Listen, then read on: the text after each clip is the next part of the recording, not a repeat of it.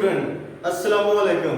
आज केमिस्ट्री का जो टॉपिक मैं स्टार्ट करने जा रहा हूँ वो क्लास 10 की केमिस्ट्री का टॉपिक 10.2 पीएच स्केल, इसके बारे में आज हम बात करेंगे। सबसे पहले तो आपको ये पता होना चाहिए कि पीएच कहते किसे हैं। हम इसकी डेफिनेशन करेंगे, फिर देखेंगे पीएच स्केल क्या है और इसकी मदद से हम किन अशिया की पीएच मालूम कर सकते हैं। तो सबसे पहले मैं आपको बताता हूँ कि पीएच स्केल से क्या मुराद है। ये एक ऐसा स्केल है जो किसी भी सॉल्यूशन की पीएच को मालूम करने के लिए इस्तेमाल किया जाता है। अब पीएच से क्या मुराद है? Power of hydrogen ion in a solution is called pH. तो अब हम बात करेंगे कि किस सॉल्यूशन से ये हम सबसे पहले ये काम हम स्टार्ट करते हैं, किस चीज की बेस पे हम, किस चीज की कंसंट्रेशन की बुनियाद पे हम ये काम स्टार्ट करते हैं। तो पीएच स्केल की बुनियाद खालिस पानी में हाइड्रोजन आयन की जो कंसंट्रेशन है उस पर मबनी है। आपको पता है कि पानी एक वीक इलेक्ट्रोलाइट है, बहुत कम आयन में तब्दील होता है और ये जो प्रोसेस है इसका बहुत कम आयन में तब्दील होने का, इसे हम कहते हैं ऑटो आयनाइजेशन या सेल्फ आयनाइजेशन। अगर हम देखें पानी का फॉर्मूला जो है वाटर का वो है H2O। जब ये सेल्फ आयनाइज होगा तो ये दो तरह के आयंस पैदा करता है, H पॉजिटिव आयन और OH नेगेटिव आयन यानी हाइड्रोक्सिल आयन। ये दो आयंस है उस वक्त बनते हैं जब वाटर आयनाइज होता है। तो जब हम इसको इक्विलिब्रियम एक्सप्रेशन की शक्ल में लिखेंगे तो कुछ इस तरह हम इसे लिखेंगे Kc that is equal to molar concentration of product over molar concentration of reactant. Product हमारे पास है molar concentration of hydrogen ion और molar concentration of hydroxyl ion over molar concentration of water H2O। ये जो bracket का sign है ये molar concentration को यहाँ पे शो कर रहा है। अब आपको पता है कि पानी की कंसंट्रेशन कांस्टेंट तकरीबन हर जगह कांस्टेंट रहती है, इसलिए ये जो ऊपर मैंने इक्वेशन लिखी है अब इसको कुछ इस तरीके से लिखूंगा। ये वाटर जो है मैं इस Kc के साथ यहाँ पे अटैच करूंगा तो कुछ इस तरह इसको मैं दोबारा लिखूंगा Kc into water, molar concentration of water that is equal to molar concentration of hydrogen ion into molar concentration of hydroxyl ion. ये मेरे पास है, मैं ये लेना है। अब यहाँ पे पता है कि इक्विलिब्रियम कांस्टेंट जो Kc है और वाटर का जो हासिल ज़रब है, ये इक्विलिब्रियम कांस्टेंट Kc है और ये वाटर है, इन दोनों का जो हासिल ज़रब है प्रोडक्ट है उसको हम एक नया कांस्टेंट का नाम देंगे इक्विलिब्रियम कांस्टेंट यानी वाटर कांस्टेंट का नाम देंगे। या आप यूँ भी कह सकते हैं कि पानी के आयनिक प्रोडक्ट का कांस्टेंट उसको हम कैसे रिप्रेजेंट करेंगे। अब मैं यहाँ पे लिखूंगा इस फैक्टर की जहाँ पे Kw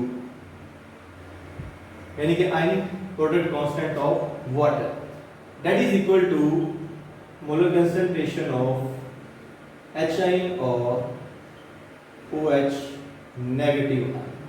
ये हमारे पास पहली बात है। और ये जब हम एक मोल की चेक करते हैं कि जो नंबर ऑफ पॉजिटिव और नंबर ऑफ नेगेटिव आयंस की जो कंसंट्रेशन है 25 सेल्सियस टेम्परेचर के ऊपर, तो वो हमारे पास वैल्यू आती है that is equal to 1.0 into 10 to raise power minus 14। यानी इतने आयन हमें मिलते हैं जब एक मोल पानी आयनाइज हो जाता है। तो जब एक मॉलिक्यूल जो वाटर का है आयनाइज होगा एक मॉलिक्यूल तो वो हमें कितने आयंस देगा, वो हम कैसे मालूम करेंगे। आप देखिएगा हमारे पास जो वाटर होता है उसमें H पॉजिटिव आयन होते हैं that is always equal to OH negative ion, यानी कि molar concentration of H positive ion is always equal to the molar concentration of the hydroxyl ion यानी कि OH।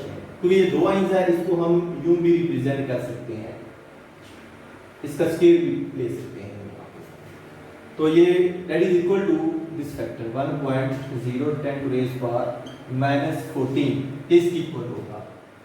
अब ये स्केल को खत्म करने के लिए हम इसका जज़र यानी अंडर रूट लेंगे तो इसके अंडर रूट आप लें दोनों साइड का, इसको भी ले लें और 1.0 10 to the power -14 इसका भी ले लें।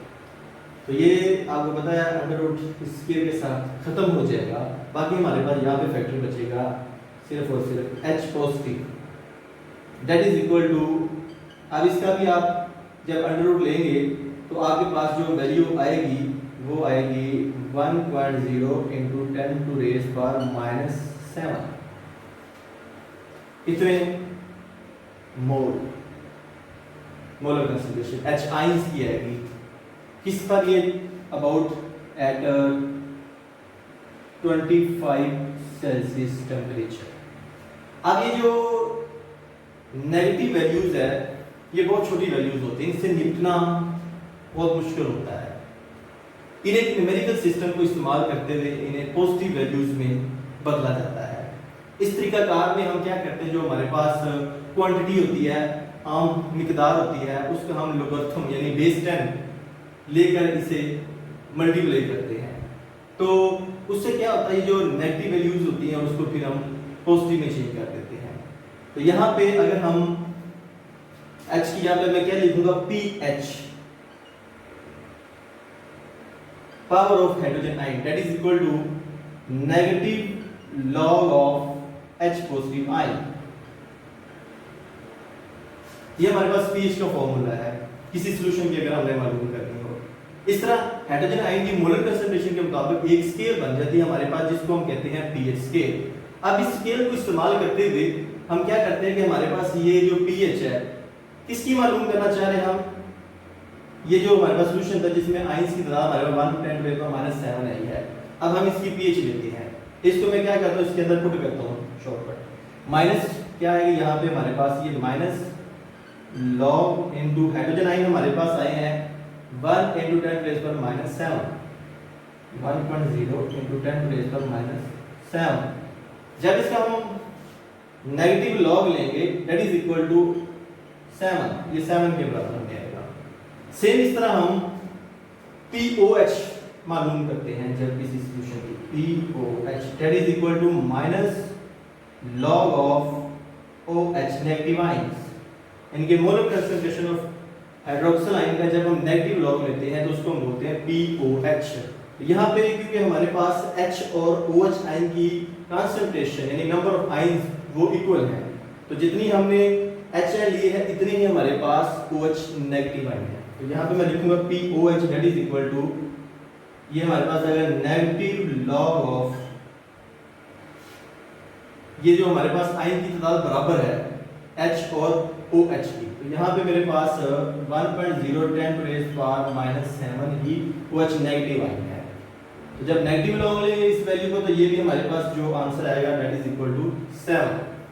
तो इसका मतलब ये हुआ कि PH plus POH that is always equal to 14, दोनों का जो मजमू है वो 14 के इक्वल होता है यानी बराबर होता है 25 सेल्सियस टेम्परेचर के ऊपर। तो ये हमारे पास वो फार्मूला है जिसकी मदद से हम किसी भी सॉल्यूशन की pH या POH मालूम कर सकते हैं। तो यहाँ से हमारे पास एक स्केल बन जाता है, 0 से शुरू होगा और उसकी मैक्सिमम जो वैल्यू होगी वो 14 होगी। तो वो स्केल क्या होगा उसके बारे में थोड़ा सा मैं आपको गाइड करूंगा।